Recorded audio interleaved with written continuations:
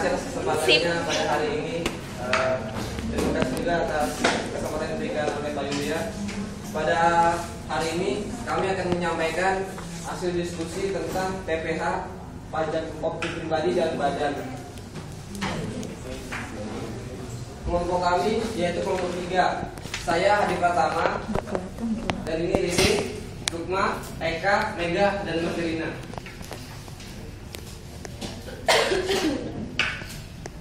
Di sini saya akan sedikit membahas tentang pajak penghasilan, yaitu PPh.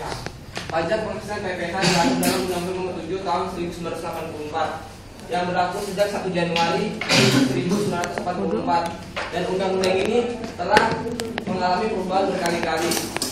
Lalu kemudian undang-undang ini berubah menjadi Undang-Undang Nomor 36 Tahun 2008, di mana dalam Undang-Undang Pajak Penghasilan mengatur mengenai pengenaan pajak penghasilan terhadap subjek pajak berkenaan dengan penghasilan yang diterima atau diperoleh dalam tahun pajak. Subjek pajak yang menerima penghasilan dalam Undang-Undang PPh disebut wajib pajak. Undang-Undang PPh menganut asas material, yang artinya pajak yang diutang tidak tergantung pada surat ketetapan pajak. Undang-Undang PPh mengatur pajak atas penghasilan laba yang diterima atau diperoleh orang pribadi maupun badan. Undang-Undang PPh ini mengatur subjek pajak serta cara menghitung dan cara melunasi pajak yang terutang. Undang-Undang PPh juga lebih memberikan fasilitas kemudahan keringanan bagi wajib pajak dalam melaksanakan kewajiban perpajakan. Dalam konteks kali ini kita akan membahas pajak pasal 21, yaitu pajak yang dikenakan atas penghasilan atau segala jenis usaha yang mempunyai hasil atau badan dan orang pribadi tersebut. Pada kesempatan kali ini subjek pajak dan wajib pajak akan dijelaskan oleh Riri. Subjek pajak dan wajib pajak. Pajak penghasilan dikenakan terhadap subjek pajak atas penghasilan yang diterima atau diperolehnya dalam 1 tahun pajak.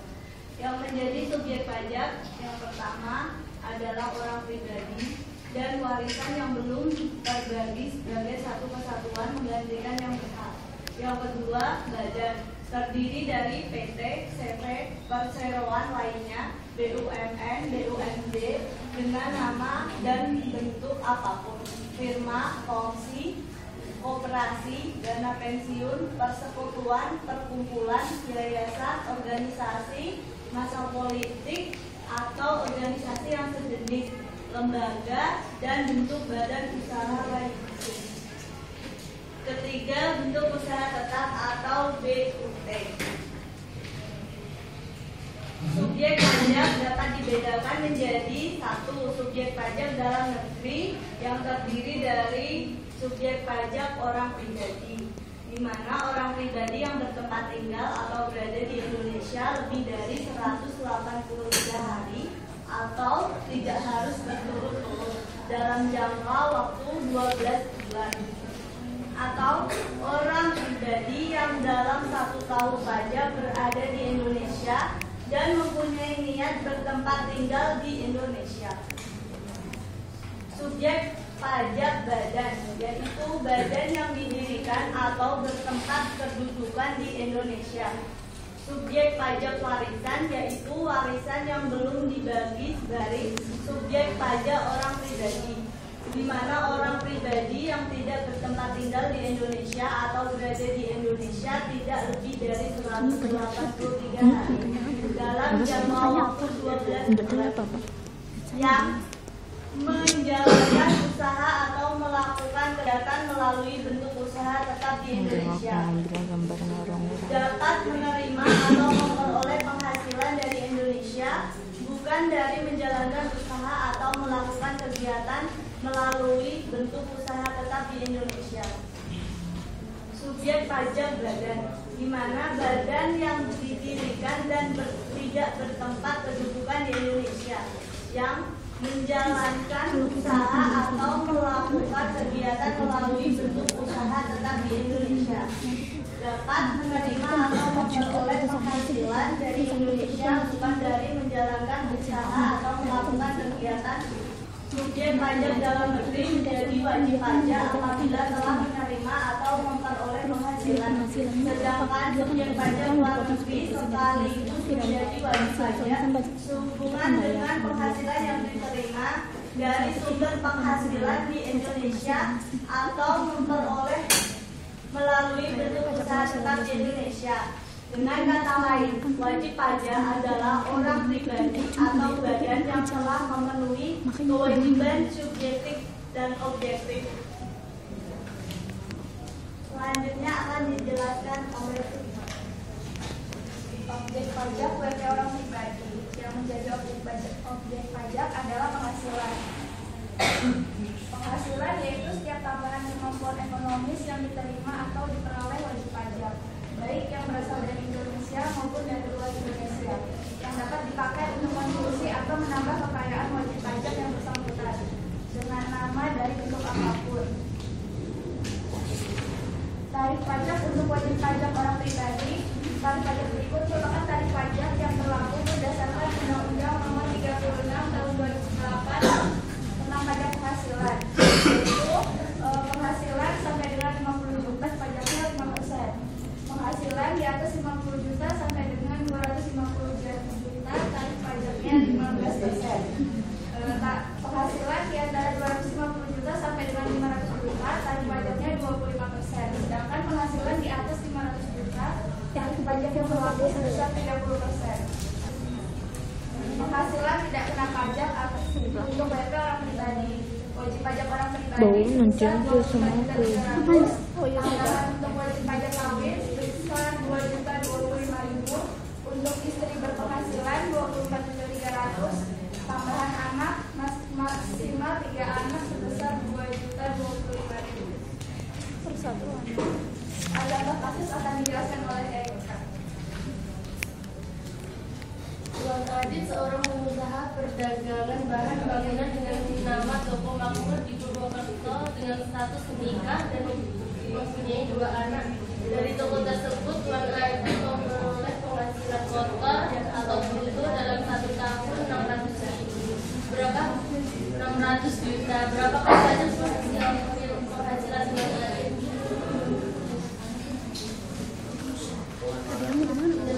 Di binder di belakang Rata-rata biaya jabatan 5% dari penghasilan bruto 30 juta PTKP, wajib pajak 24.300 ditambah dengan kawin 2.025.000 ditambah dengan aku 1 2.025.000 aku kedua 2.025.000. Jadi total PTKP 30.375.000.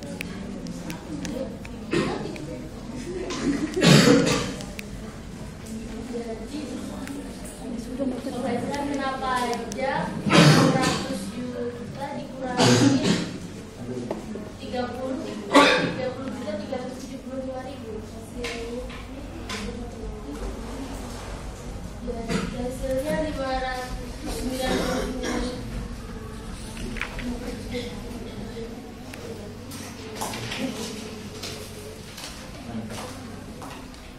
Di sini cara penghitungannya, di mana penghasilan bruto sebesar 600 juta, biaya jabatan 5% dari penghasilan bruto yaitu sebesar 30 juta. PTKP-nya sebesar wajib pajak 24.300, wajib kawin 2.025.000, anak pertama dan anak kedua sebesar 4.050.000. Dari total PTKP hasil yang dicapai 30.375 ini mengurangi dari 630 juta sama dengan penghasilan kena pajaknya 599.625.000. PPh terutang sebesar 50 juta kali 5% sama dengan 2.500.000. 25 juta kali 15% sama dengan 37.500.000. 299 juta 625.000 kali 25 sama dengan 47.906.250. Yang dikali 12 Penghasilan kena pajak setahun sama Yang- dengan oh iya. 114.906.250. Jadi pajak per Protes bulan aja. dari hasil ini dibagi dengan 12, hasilnya Nanti aja kalau 9.575.521.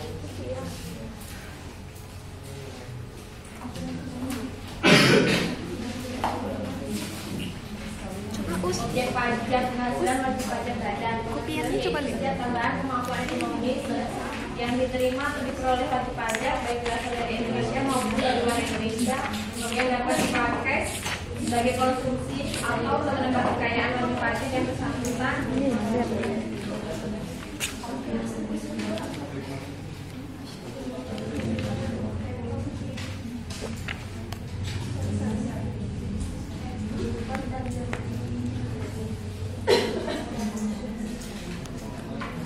grogi sudah kalau ada salah-salah gitu.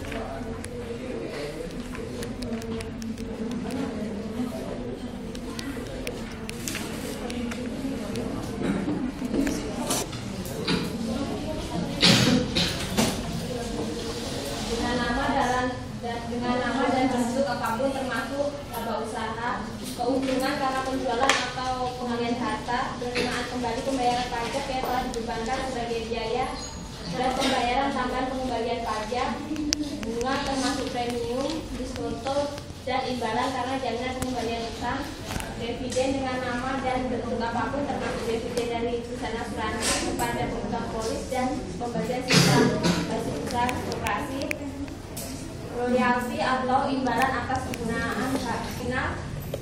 Penghasilan di bawah ini dapat dikenai pajak bersifat final, yaitu penghasilan berupa bunga diskon, bunga deposito dan tabungan lainnya, bunga obligasi dan surat utang negara, bunga simpanan yang dibayar oleh koperasi kepada anggota koperasi orang pribadi, penghasilan berupa hadiah undian, penghasilan dari transaksi saham dan sekuritas lainnya, transaksi derivatif yang diperdagangkan di bursa, dan transaksi penjualan saham atau pengalihan penyertaan modal pada perusahaan pasangannya yang diterima oleh perusahaan modal penjualan. Ini kan seharusnya kan dikurangi ini kan. Penghasilan dari transaksi Hasilnya- pengalihan harta hasilnya berupa seharusnya tanah ada. atau bangunan, saja konstruksi, persewaan tanah atau bangunan. 570 dikurangi 330 juta 30 Harus dikali 12 lagi untuk penghasilannya. Ini kan penghasilan neto sebulan. Ini penghasilan sebulan kayaknya. ini kan penghasilan sebulan. Penghasilan sebulan kan dikurangi biaya jabatannya kan 5%. Ini kan harus dikali 12 lagi baru bisa dikurangi dengan ini. Ini harus dikali 12 lagi. Harus dikali 12 baru masuk penghasilan per tahun neto per tahun. 600 Di atas juta 50 juta sampai dengan 100 tarik 15%, di atas 100 juta 30%, sedangkan tarif pajak pada tahun 2009 yaitu sebesar 28%, sedangkan tahun 2010 sebesar 25%. kedengaran mbak suaranya sini. Tarif Mendengar. pajak khusus wajib pajak badan tertentu mulai tahun 2009. Yang pertama, untuk perseroan terbuka yang sahamnya dimiliki ke 40%, ada pengurangan tarif sebesar 5% yang tercantum dalam pasal 17 ayat 2B sehingga menjadi tarif pajak 2009 Mana dengar, Mbak? dan tarif pajak 2010 20%. Yang kedua, bagi UMKM dengan omset setahun sampai dengan 50 miliar, wajib pajak badan dalam negeri dengan peredaran bruto sampai dengan 50 miliar mendapat fasilitas berupa pengurangan tarif sebesar 50% dari tarif normal yang dikenakan atas penghasilan penghasilan kena pajak dari bagian ini kemarin. 4,8 Makanya miliar. Sehingga dari kok PPh langsung junjung ke ini jumlah anggaran ini hasilnya ini. Ini harus dikurangi ini baru dapat. satu bagian omset sampai dengan 4,8 miliar yang di tahun 2009 sebesar 14%, di tahun 2010 menjadi 12,5%. Bagian omset 4,8 miliar sampai dengan 50 miliar yang di tahun 2009 sebesar 28% menjadi 25%. Contoh penerapan tarif PPh bagi wajib pajak padat. Omset di atas 50 miliar dengan jumlah penghasilan kena pajaknya Bisa nunduk sebentar. 190 juta. Bisa nunduk sebentar. Aku mau ngambil itu gambarnya. Kamu bentar tangan. Maksudnya nunggu aku yang ngambil. Iya, ambil gambarnya orang. Tarif 10% ini naik Ke belakang. penghasilan 50 juta. Hasilnya 5%. Tarifnya 50% kali 50 juta, hasilnya 7.500.000. Sedangkan 30% kali sisanya 90 juta, hasilnya 20 juta. Jumlah PPh substansinya 300. Malu aku tahu kamu belakang kamu ini. Tarifnya 28% dikali 190 juta, hasilnya 53.200.000. Sedangkan jika tahun pajaknya 2010, 190 jutanya dikali 25%, hasilnya 47.500.000.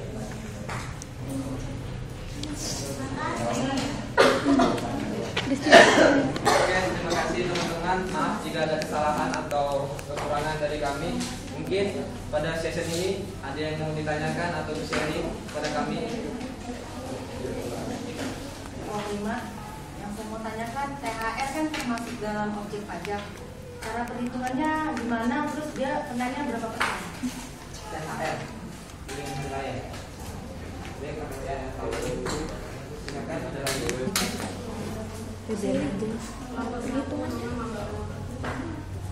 Yang ini sebutkan undang-undang pajak penghasilan PPh mengatur pajak atas penghasilan atau laba yang diterima oleh orang pribadi maupun badan. Jadi yang saya tanyakan penghasilan laba itu laba yang bagaimana? Terus di contoh soal ini yang terakhir perhitungan yang paling bawah itu tahun 2009, 2010, 2008 itu perhitungannya bagaimana? Terus tanpa mulai tahun 2009 yang 2010 itu kan 25%. Saya nanya ini. Dapat Pak, saya sudah kering. Saya sudah nanti aku takut salah. Memang sudah benar kan? Biasanya kita kan 15%. Jatuh. Ini Coba aku suaranya lihat dulu tadi. punya bapaknya ya. Berapa yang aku lupa. Transaksi derivatif itu bagaimana? Transaksi derivatif itu bagaimana? Ya, dan kelemahan dan kelebihan transaksi yang diperdagangkan di dalam bursa ini apa saja kelemahannya dari transaksi derivatif ini? Kelemahan Dan kelebihannya.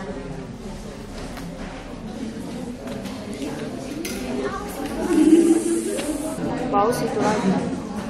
Saya mau Christine maju. Kita lihat Christine maju. Tadi kritik hari mau menjawab. baik, saya akan menjawab pertanyaan yang pertama dari Mbak siapa? Mbak Susan. Lihatin orangnya. THR itu merupakan suatu dana tambahan atau bonus yang diterima pada saat kita Kepala. hari raya Idul Fitri. Itu kan bonus kita 2 gaji, jadi dihitung dimasukkan ke dana, jadi ditambahkan oleh pendapatan tersebut dan hitung lagi PTKP-nya sampai pensiunnya sampai PEPAS. Ya gitu.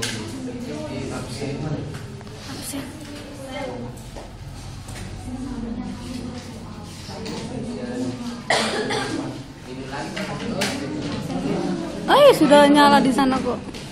Ya Tiara, cibi-cibi.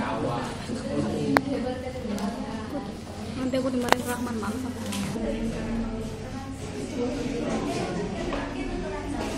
Ini secara halusnya aja, aku enggak dengan cara diperhitungkan, tapi di sini penghasilan brutto sekitar sekian. Dan itu ada biaya jabatan itu mengurangi daripada gaji bruto tersebut sekitar 5%. Sebentar lagi. THR-nya taruh mana? Katanya termasuk ke dalam penghasilan kan? Apanya? Nggak berarti ditambahin kan? Iya, ditambahin. Dan hasil berikut ini merupakan PTKP.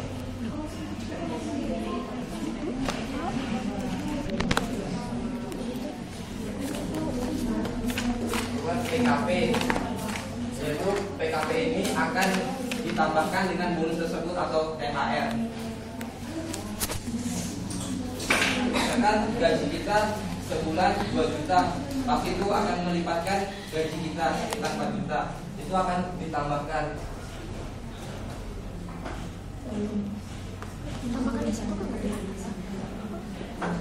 Ntar aku lihat punya bapaknya. Bapaknya nggak ada tuh. Nggak ada apanya? Nggak ada THR dibahas. Loh, THR itu berarti tambahan pendapatan. Jadi penghasilan ditambahin THR. Maksudnya dia harusnya dia masuk di penghasilan bruto kan? Iya. Gitulah. Ntar dulu ya. Aku cari dulu. Soalnya nggak tahu.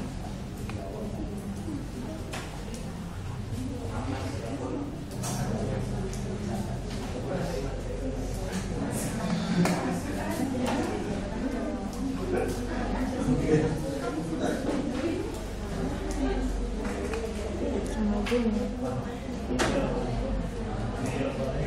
Oh iya.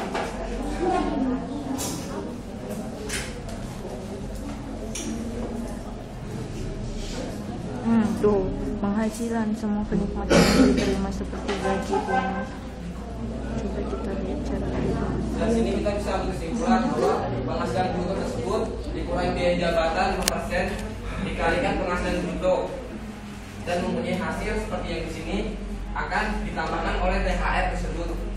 THR hasilnya di sini menambah dan terhitung PTKP, yaitu kita menghitungnya kasar saja. WP misalnya dia belum menikah, belum mempunyai istri, ini WP dan dikurangi oleh PKP dan hasilnya PKP tersebut. Maka di dalam PPH urutannya sekitar THR hasil dari PKP tunjangan tersebut. hari raya THR itu. Yang saya tanyakan tadi, THR itu berapa persen potongannya? Ya kan? Dia gabung sama gaji. Iya, biar Mas jelaskannya pakai angka dong, saya kurang ngerti mas. Kalau pakai angka kita agak mungkin prosesnya. Karena kita harus buat soal, kita memperhitungkan lagi Ya bagus aja. THR itu tersebut. Mas, gaji ya, penghasilan brutonya misalnya berapa gitu, 4 juta ya? Atau 2 juta gajinya? Gajinya 2 juta ya? Ya 2 juta. 2 juta. Dikalikan 5% itu ya, biaya jabatannya ya berapa? 2%. Hasilnya 5% dari 2 juta kan itu?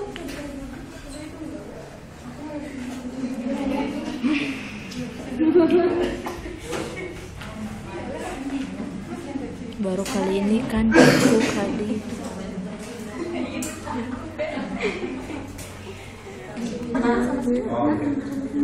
Jadi begini, saya tambahin dari Mbak Susan gitu ya. Betul apa namanya tunjangan hari raya masuk salah satu yang disebut dengan objek pajak selain gaji. Nah, berarti logikanya adalah ya gaji plus THR itu masuk penghasilan bruto, begitu aja. Nah, masalah persennya itu nggak ada tetapannya nggak. Maksudnya cara menghitungnya penghasilan bruto itu sudah di dalamnya ada THR. Misalnya gaji yang diterima berapa, ya kan?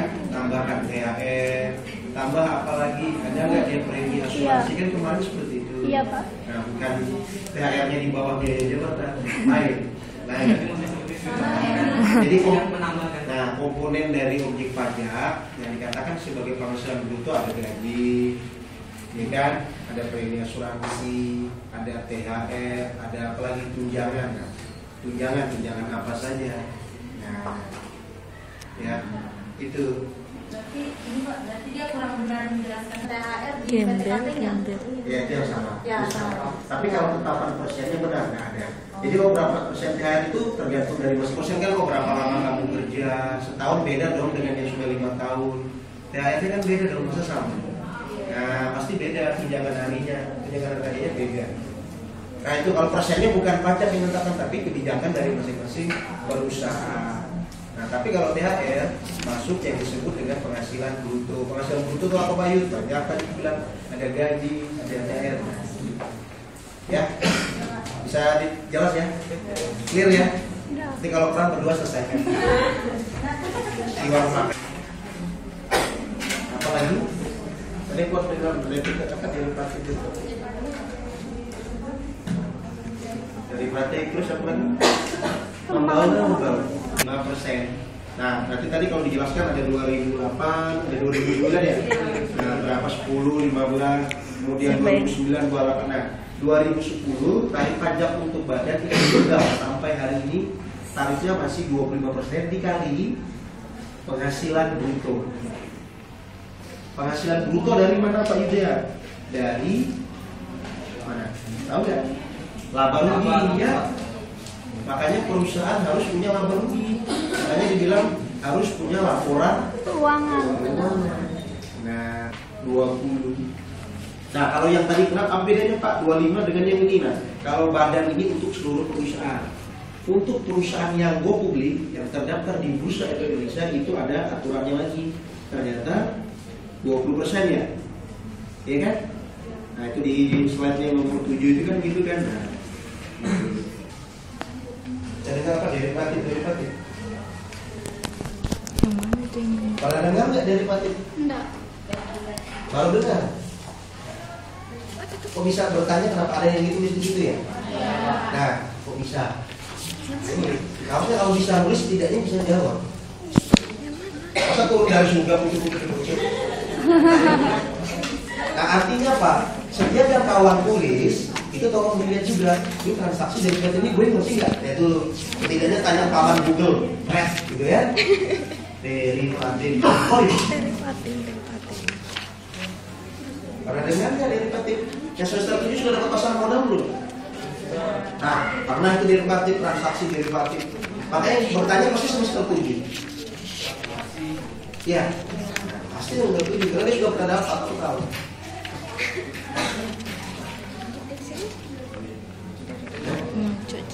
Sudah coba dicari Google sih apa transaksi derivatif?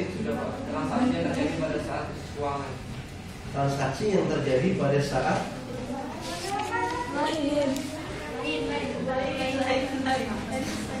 sepengetahuan saya, ya, sepengetahuan saya, transaksi derivatif adalah transaksi di pasar bursa efek yang mempunyai kontrak. Sepengetahuan saya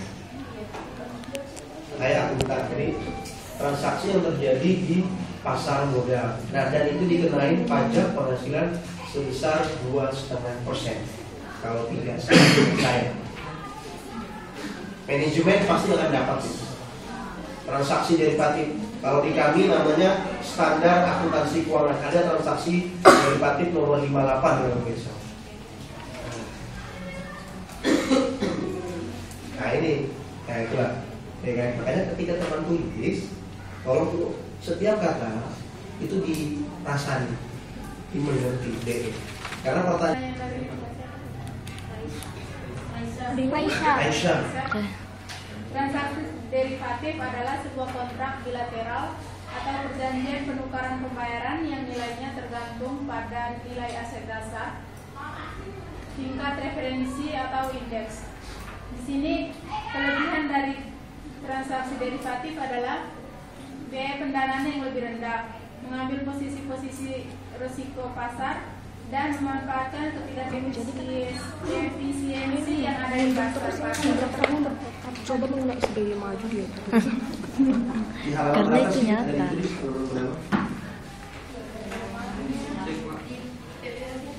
Dalam Google bilateral atau perjanjian penukaran pembayaran yang nilainya tergantung pada nilai aset dasar, tingkat referensi atau indeks.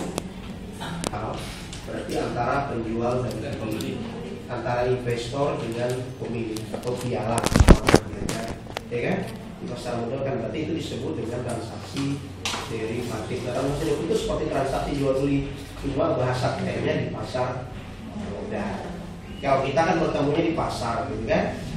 Nah ini sebutannya, jadi saya mau beli saham, saya punya saham, menjual saham, nah, itu disebut dengan transaksi derivatif. Itu yang disebut dengan transaksi kegiatannya tuh di saya dengan kamu, gitu kan? Yang satu jual, saya beli, nah itu disebut dengan transaksi derivatif di pasar modal. Itu dikenakan pajak penghasilan 2,5%. Kalau ditanya apa keuntungan dan kekurangannya, itu memang syaratnya, karena transaksinya disebut dengan derivatif. Berarti kalau orang mau beli ya disebut dengan transaksi derivatif. Keuntungannya terserah, kalau mendapat uangnya banyak, ya banyak di saham. Artinya tidak banyak kerja kan, tapi banyak keluar uang, ya kan? Saham itu kita tidak ada kerja, yang penting siap modal kan. Satu slot berapa 500 lembar ya. Nah ini kan tinggal yang penting banyak dana aja, spend money aja. Keuntungannya apa ya? Kalau itu berhasil dapat untung, tapi kalau rugi ya wes tanggung jawab. Hasil dari kelompok 5 Nggak kelihatan mukanya. APBN atau APBD. Ya. Yang diterima di tiap daerah dibiayakan oleh digunakan untuk APBN atau APBD. Oh iya.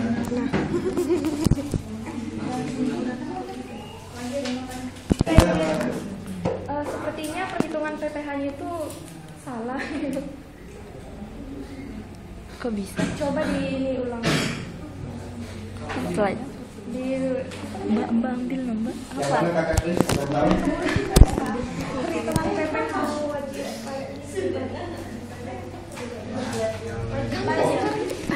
Yang mana yang salah kamu? Aku mau tanya. Perhitungan PPh. Oh iya, ini penghasilannya 600 juta. Jangan begitu, tetap kira-kira di rata-ratakan berapa?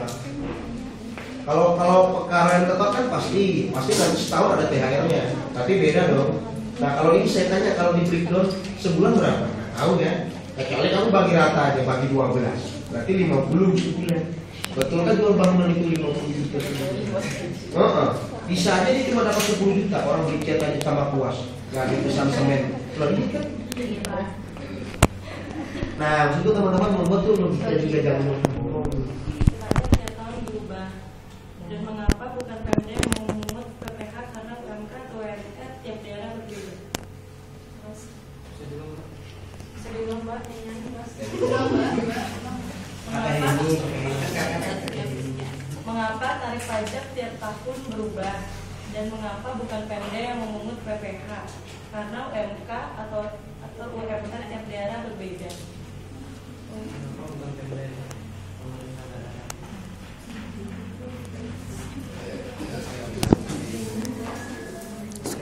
Pertanyaan Kakak ini, kenapa tarif itu berubah pajaknya?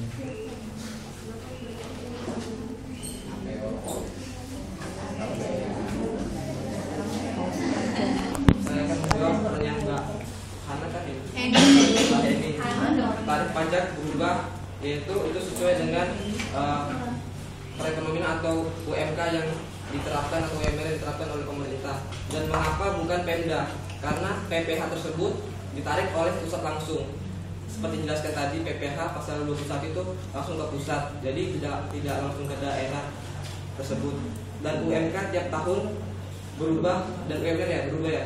Itu mungkin dikarenakan perekonomian kota tersebut atau daerah tersebut apa mengalami kenaikan atau penurunan. Jadi Pak.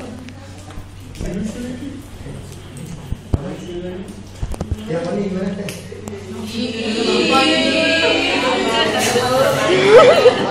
Oh enggak, aku mendengarkan. Jadi pertanyaannya ini dulu, ya. Kalau bilang dikatakan kenapa berubah, itu tergantung dari kebijakan pemerintah dengan tentunya dewan. Ya toh, pasti orang berubah itu kan ada alasan. Ya. Nah, kalau bukan Pemda yang menentukan, ada kalau untuk daerah pasti bekerja sama dengan pemerintah daerah, dan itu tergolong yang tadi pajak daerah. Kalau pusat dengan pemerintah pusat. Pemerintah daerah itu kan perwakilan pemerintah pusat yang ada di daerah. Mereka itu juga menentukan. Nah makanya kayak misalnya nanti mau ada pajak kos-kosan, itu kan bukan usul dari pemerintah pusat, tapi dari pemerintah masing-masing daerah. Tapi kan tidak setiap daerah punya kos-kosan.